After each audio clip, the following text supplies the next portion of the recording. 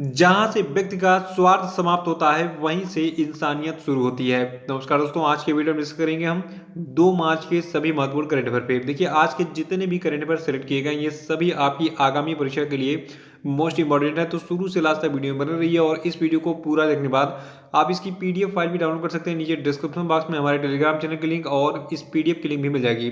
देखिए, Telegram channel में भी डेली जो है वीडियो की लिंक शेयर की जाती है और उसमें पीडीएफ की लिंक भी आपको मिल जाती है। वहाँ से अभी आप जो है पीडीएफ को भी डाउनलोड कर सकते हैं। और देखिए, अगर आप इस चैनल पर नए हैं तो चैनल को भी सब्सक्राइब जरूर कर लीजिएगा, साथ में बेल आइकन को प्रेस करके वीडियो को लाइक और शेयर भी कर दीजिएगा। तो चलिए शुरू करते हैं इस वीडियो को। देखिए, आज करंट अफेयर को शुरू करने से पहले आपको बता दूं, देखिए जो आपका फरवरी महीने का मंथली करंट अफेयर का वीडियो है और पीडीएफ है, ये तैयार हो चुका है। इसकी लिंक डिस्क्रिप्शन बॉक्स में मिल जाएगी, वहां पे क्लिक करके आप पूरे वीडियो को देख के पूरे फरवरी 2021 के करंट अफेयर को रिवाइज कर सकते हैं, वो भी केवल 2 वीडियो के माध्यम से। पार्ट 1 अपलोड हो चुका है, पार्ट 2 आज शाम तक अपलोड हो जाएगा। देखिए, आज के करंट अफेयर का पहला प्रश्न है कि हाल ही में किस राज्य सरकार ने वरिष्ठ साहित्यकार डॉक्टर सूर्य बाला को भारत भारती सम्मान 2019 देने की घोषणा की है?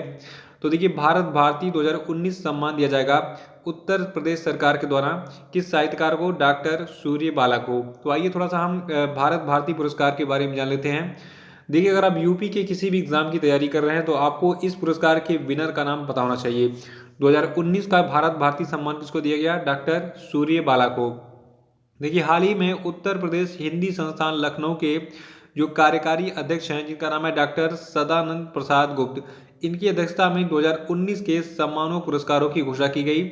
और इसमें जो भारत भारती सम्मान है ये दिया गया किसको? डॉक्टर सूर्य बाला को। देखिए, भारत भारती सम्मान जो है ये उत्तर प्रदेश हिंदी संस्थान का सबसे बड़ा साहित्यिक पुरस्कार है। देखिए, जो आपका उत्तर प्रदेश हिंदी संस्थान है जो कि लखनऊ में स्थित है, तो इसके द्वारा और भी कई सारे पुरस्कारों की जो है घोषणा की गई है 2019 के विनर्स की। तो इनमें जो सबसे बड़ा सम्मान है ये कौन सा है? भारत भारती है। बाकी अन्य का नाम मैं आपको विनर का नाम बता देता हूँ। देखिए, अभी हम बात करेंगे भारत भारती के बारे में। देखिए, भारत भारती पुरस्कार के जो विनर होते हैं इनको जो है पुरस्कार स्वरूप एक स्मृति चिन्ह दिया जाता है, अंग वस्त्र प्रदान किया जाता है और 5,02,000 रुपए की धनराशि प्रदान की जाती है। याद रखिएगा, एक स्मृति चिन्ह, अंग वस्त्र और 5,02,000 रुपए की धनराशि प्रदान की जाती है भारत भारती सम्मान के विनर को।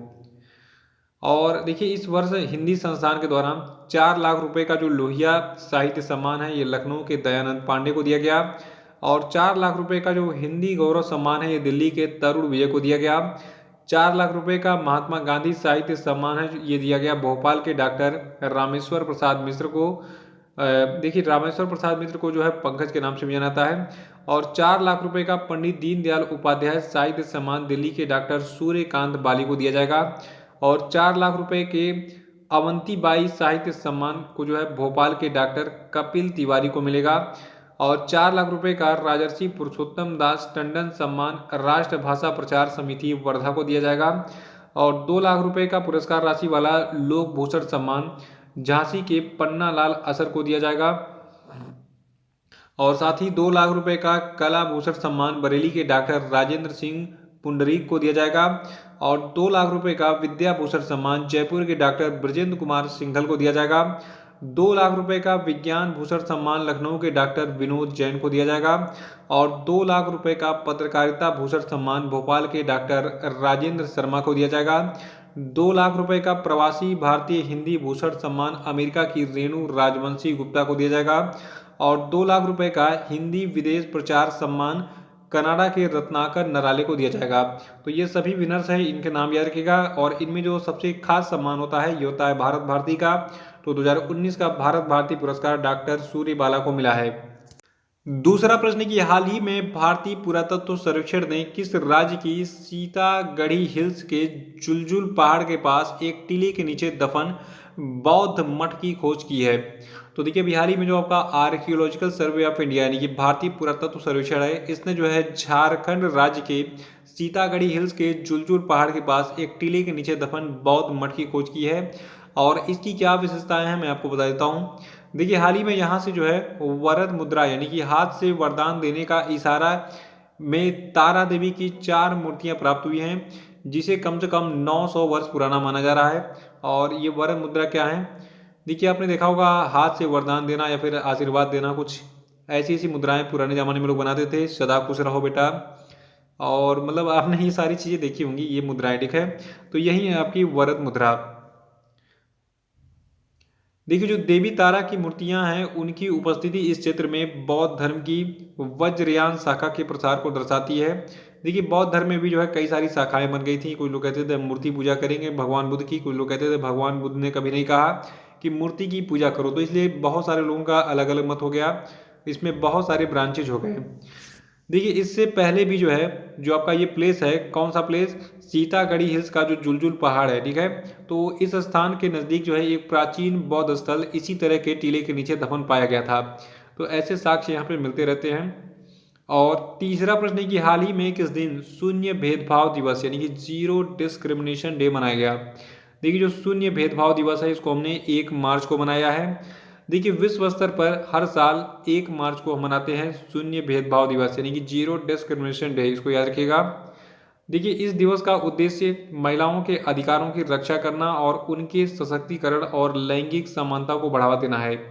देखिए जो आपका शून्य भेदभाव दिवस है इसकी शुरुआत 1 मार्च 2014 को संयुक्त राष्ट्र एड्स कार्यक्रम यानी कि यूएन एड्स के कार्यकारी निदेशक के द्वारा की गई थी। लेकिन और औपचारिक रूप से इसे मनाए जाने की जो शुरुआत है इसको यूएन एड्स के द्वारा 2013 में विश्व एड्स दिवस के अवसर पर जो है अपने कार्यक्रम की बात की गई थी। तो इसको याद रखिएगा। याद रखना है कि 1 मार्च को मनाते हैं क्या, शून्य भेदभाव दिवस यानी कि जीरो डिस्क्रिमिनेशन डे।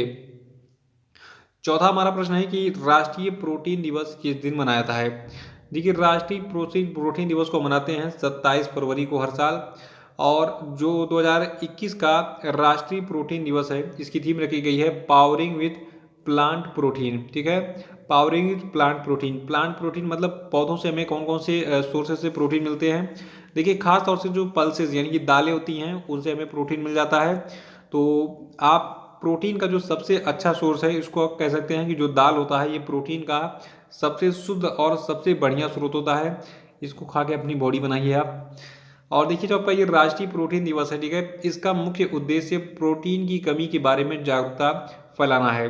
देखिए प्रोटीन के बारे में एक बहुत ही प्रचलित शब्द है, protein is the building block of body, यानी कि जो प्रोटीन होता है ये हमारे शरीर का जो है एक तरीके से कहा जाए निर्माणात्मक इकाई होता है, ठीक है, यानी कि बिल्डिंग ब्लॉक होता है। देखिए प्रोटीन से ही सारी चीज़ें शरीर में बननी है, तो प्रोटीन का सोर्स लेना बहुत जरूरी होता है। और पांचवा प्रश्न है कि हाल ही में भारतीय क्रिकेट टीम के किस तेज गेंदबाज ने अंतर्राष्ट्रीय और फर्स्ट क्लास क्रिकेट से संन्यास ले लिया।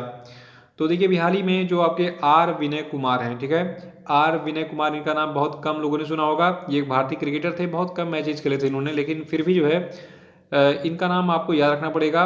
ये एक फास्ट बॉलर थे इंडियन क्रिकेट टीम के और इन्होंने अंतर्राष्ट्रीय और फर्स्ट क्लास क्रिकेट से अभी हाल ही में संन्यास ले लिया है। देखिए जो आर विनय कुमार हैं ये भारत की तरफ से एक टेस्ट मैच खेले हुए थे, 31 वनडे मैच इन्होंने खेला था और 9 T20 मैच खेल चुके हैं ये। और ये भारतीय टीम के लिए आखिरी बार नवंबर 2013 में जो है मैदान में उतरे थे, तो इसलिए इनका नाम बहुत सारे लोग भूल चुके हैं। मतलब उतने ज़्यादा पॉपुलर नहीं थे ये। देखिए इन्होंने जो है 9 T20 मैचों में कुल 24.70 की औसत से 10 विकेट लिए थे। और देखिए इन्होंने जो टेस्ट मैचेस थे, ठीक है, टेस्ट मैचेस में जो है केवल एक ही विकेट लिया था, क्योंकि इन्होंने एक टेस्ट मैच खेला था ऑस्ट्रेलिया के खिलाफ और उसमें एक विकेट लिया था। तो इन्होंने कितने कितने विकेट किसमें लिए थे मैंने आपको बता दिया है। उन्होंने 31 वनडे मैचों में 38 विकेट और 9 T20 मैचों में 10 विकेट और एक टेस्ट मैच खेला था उसमें इन्होंने एक विकेट लिया था। तो ये सारी चीज़ें रखेगा आर विनय कुमार के बारे में। और छठवां प्रश्न है कि इंडियन वीमेन लीग 2020-21 की मेजबानी कौन करेगा। तो देखिए इंडियन वीमेन लीग 2020-21 की मेजबानी ओडिशा करेगा। देखिए ओडिशा में अक्सर फुटबॉल मैचेज हुआ करते हैं और इंडियन वीमेन लीग 2020-21 का आयोजन भी ओडिशा में ही किया जाएगा। तो आइए थोड़ा सा डिटेल में इस न्यूज़ का एनालिसिस कर लेते हैं हम, ताकि हमारा एग्जाम में एक भी प्रश्न ना छूटे इससे संबंधित। देखिए अभी हाल ही में ऑल इंडिया फुटबॉल फेडरेशन ने ओडिशा को आगामी हीरो इंडियन वीमेन लीग 2020-21 के आयोजक के रूप में चुना है। देखिए जब का IWL यानी कि इंडियन वीमेन लीग है, तो इसका जो है जो 5वां संस्करण है ये 2020-21 के सत्र में खेला जाएगा, जो कि भारत में शीर्ष श्रेणी का वीमेन लीग भी है। देखिए ओडिशा की जो सरकार है इसके बारे में एक खास बातें है। देखिए ओडिशा में बहुत बड़े बड़े स्टेडियम्स बनाए गए हैं फुटबॉल मैचेस कराने के लिए, इंटरनेशनल लेवल की मैचेज वहाँ पे होते हैं। और उड़ीसा की जो सरकार है ये AIFF यानी कि ऑल इंडिया फुटबॉल फेडरेशन का रणनीतिक साझेदार भी है, क्योंकि ये जो है विभिन्न पुरुष और महिला आयु वर्ग की टीमों को आवश्यक बुनियादी ढांचा प्रदान करता है। तो याद रखिएगा प्लेस के बारे में, उड़ीसा में इंडियन वीमेन लीग 2020-21 खेला जाएगा। ठीक है, ये कौन सा लीग है? ये फुटबॉल मैच से संबंधित है। और ऑल इंडिया फुटबॉल फेडरेशन के बारे में जान लीजिए। देखिए इसके अध्यक्ष वर्तमान में प्रफुल्ल पटेल। स्थापना इसकी 23 जून 1937 को हुई थी और इसकी संबद्धता 1948 में हुई थी किससे? इंटरनेशनल फुटबॉल फेडरेशन से। और देखिए AIFF जो है यानी कि ऑल इंडिया फुटबॉल फेडरेशन जो है इसका मुख्यालय कहाँ पे है? दिल्ली के द्वारका में। और जो आपका ऑल इंडिया फुटबॉल फेडरेशन है, देखिए इसने फीफा से संबद्धता प्राप्त की थी 1948 में। इसका मुख्यालय आपका दिल्ली के द्वारका में स्थित है। सातवां प्रश्न है कि दुर्लभ रोग दिवस यानी कि रेयर डिजीज डे 2021 जो है ये किस दिन मनाया गया? देखिए इसकी तिथि चेंज होती रहती है और इसीलिए आपको यहाँ पे बताना पड़ रहा है कि किस दिन मनाया गया। देखिए जो फरवरी का अंतिम दिन होता है, ठीक है, तो फरवरी के अंतिम दिन हम मनाते हैं दुर्लभ रोग दिवस। वैसे तो फरवरी का महीना 28 का होता है कॉमनली, लेकिन कभी कभी 29 का भी होता है लीप ईयर में, आपको पता ही होगा। ठीक है, तो फरवरी के अंतिम दिन इसीलिए कहा गया है, इसमें आपको कंफ्यूज नहीं होना है। तो इस साल हमने 28 फरवरी 2021 को मनाया क्या? दुर्लभ रोग दिवस यानी कि रेयर डिजीज डे। देखिए इस वर्ष 2021 में ये 28 फरवरी को मनाया गया और दुर्लभ रोग दिवस जो आपका है ये पहली बार यूरोपीय ऑर्गेनाइजेशन फॉर रेयर डिजीज और इसकी काउंसिल ऑफ नेशनल अलायंस के दौरान 2008 में लॉन्च किया गया था। आठवां प्रश्न है कि एयू स्मॉल फाइनेंस बैंक के नए अध्यक्ष और CTO यानी कि चीफ टेक्नोलॉजी ऑफिसर कौन बने? तो देखिए जो आपका एयू स्मॉल फाइनेंस बैंक है इसके नए अध्यक्ष और चीफ टेक्नोलॉजी ऑफिसर बनाए गए हैं शरद गोकलानी। देखिए इससे पहले जो शरद गोकलानी हैं ये जो है इक्विटास स्मॉल फाइनेंस बैंक के EVP और मुख्य प्रौद्योगिकी अधिकारी के रूप में काम कर रहे थे, लेकिन अब यहाँ से ये पद छोड़ेंगे और अब ये यानी कि शरद गोकलानी जो है ये बन गए हैं एयू स्मॉल फाइनेंस बैंक के नए अध्यक्ष और CTO यानी कि चीफ टेक्नोलॉजी ऑफिसर। और नवा प्रश्न है कि हाल ही में स्टेट बैंक ऑफ इंडिया ने विदेशी लेन देन को आसान बनाने के लिए किस कंपनी के ब्लॉकचेन पेमेंट नेटवर्क से समझौता किया है? तो देखिए स्टेट बैंक ऑफ इंडिया जो इसने अभी हाल ही में JP मॉर्गन नाम की एक कंपनी है उसके ब्लॉकचेन पेमेंट नेटवर्क के साथ एक समझौता किया है। किस लिए? विदेशी लेन देन को आसान बनाने के लिए। लेन देन का मतलब पैसे के लेन देन की बात हो रही है, बैंक है तो पैसे का ही लेन देन करेगा। देखिए भारतीय स्टेट बैंक ने विदेशी लेन देन को गति देने के लिए अमेरिकी बैंक की ब्लॉकचेन तकनीकी का उपयोग करने के लिए JP मॉर्गन के साथ अभी हाल ही में जो करार किया है, इस टाई अप से जो है SBI ग्राहकों की लेन देन लागत और भुगतान के लिए लगने वाले समय में कमी आने की उम्मीद है। जो कंपनी JP मॉर्गन है देखिए इसके CEO हैं जेमी डीमन और मुख्यालय इसका अमेरिका के न्यूयॉर्क में है। संस्थापक इसके हैं JP मॉर्गन। और स्टेट बैंक ऑफ इंडिया के बारे में बहुत दिनों बाद मैं आपको अपडेट कर रहा हूँ। देखिए वर्तमान में इसके जो अध्यक्ष हैं इनका नाम है दिनेश कुमार खारा। स्टेट बैंक ऑफ इंडिया का मुख्यालय मुंबई में है और स्टेट बैंक ऑफ इंडिया का जो स्थापना दिवस है ये बहुत बार पूछा गया एग्जाम में, तो इसकी स्थापना 1 जुलाई 1955 को की गई थी। 10वां प्रश्न है कि हाल ही में त्रिपुरा में किस स्थान पर एक त्रिपुरा श्रेष्ठ त्रिपुरा विषय के साथ 39वें अगरतला अंतर्राष्ट्रीय पुस्तक मेले का आयोजन किया गया? तो देखिए अभी हाल ही में त्रिपुरा में जो है त्रिपुरा की राजधानी जो अगरतला है, ठीक है, तो अगरतला में एक त्रिपुरा श्रेष्ठ त्रिपुरा विषय के साथ 39वें क्रम याद रखिएगा 39वें अगरतला अंतर्राष्ट्रीय पुस्तक मेले का आयोजन किया गया है। देखिए त्रिपुरा की जो राजधानी है यह अगरतला है। मुख्यमंत्री यहाँ के हैं बिप्लब कुमार देव, राज्यपाल है यहाँ के रमेश बैस जी। आखिरी और 11वां प्रश्न है कि advantage India the story of Indian tennis किसके द्वारा लिखा गया है? तो देखिए advantage India the story of Indian tennis लिखा गया है अनिल दत्ता के द्वारा।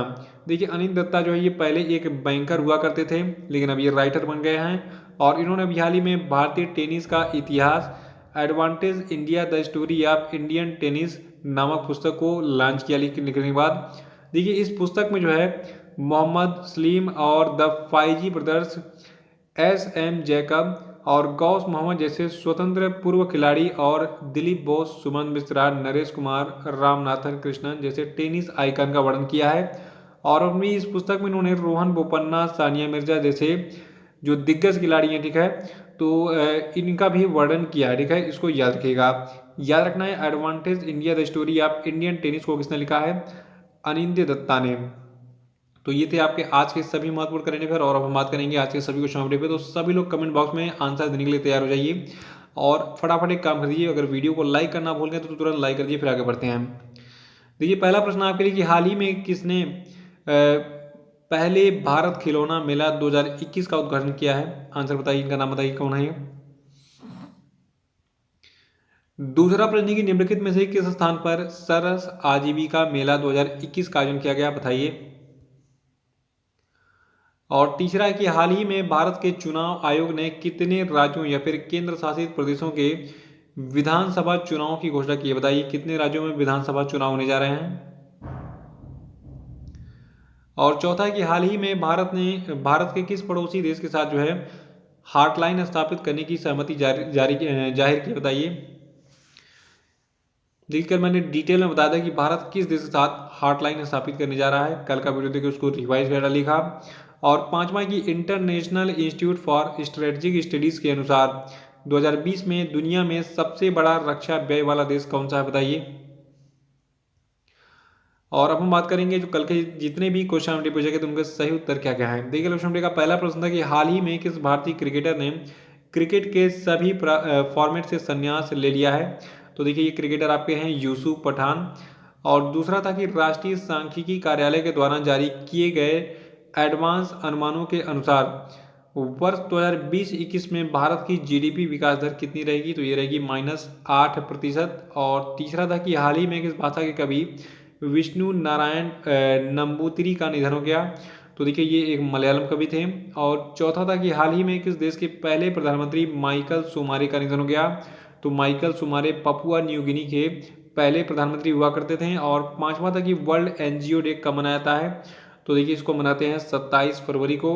और इसी के साथ आज का जो ये वीडियो है ये समाप्त होता है। तो वीडियो को तुरंत लाइक कर दीजिए, कमेंट बॉक्स में बताइए आपको ये वीडियो कैसा लगा और इसको शेयर जरूर कर दीजिएगा अगर ये अच्छा लगा। और जो लोग नए हैं वो चैनल को सब्सक्राइब कर लेंगे।